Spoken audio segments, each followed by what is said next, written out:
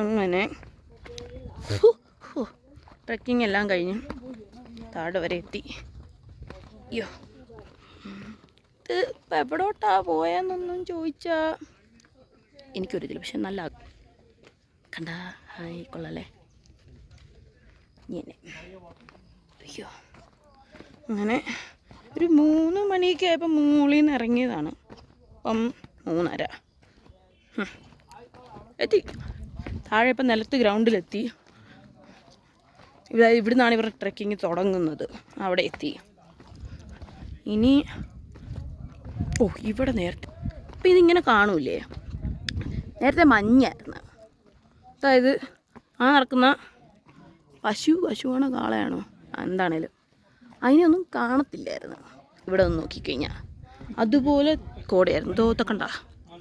പക്ഷെ ഇപ്പം ഒക്കെ തെളിഞ്ഞ് കോട മനസ്സിലാവാതെ ആ മണ്ടയ്ക്ക് ഒരു ബിൽഡിങ് കണ്ടു.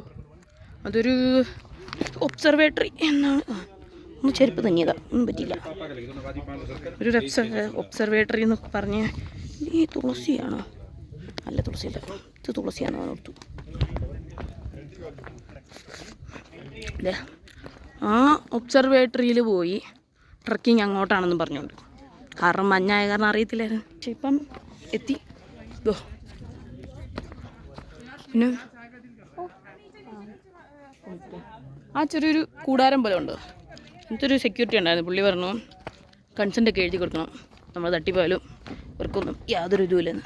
കാത്തു പിന്നെ അതൊക്കെ എഴുതി കൊടുത്ത്. നമ്മൾ ഇരുണ്ട ആകാശം കാണുന്നു. കുറച്ച് നേരം കണ്ണാടി വിട്ടെ. കൊള്ളാം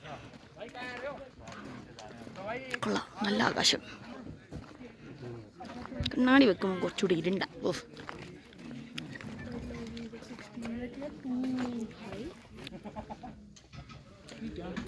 Ta-da!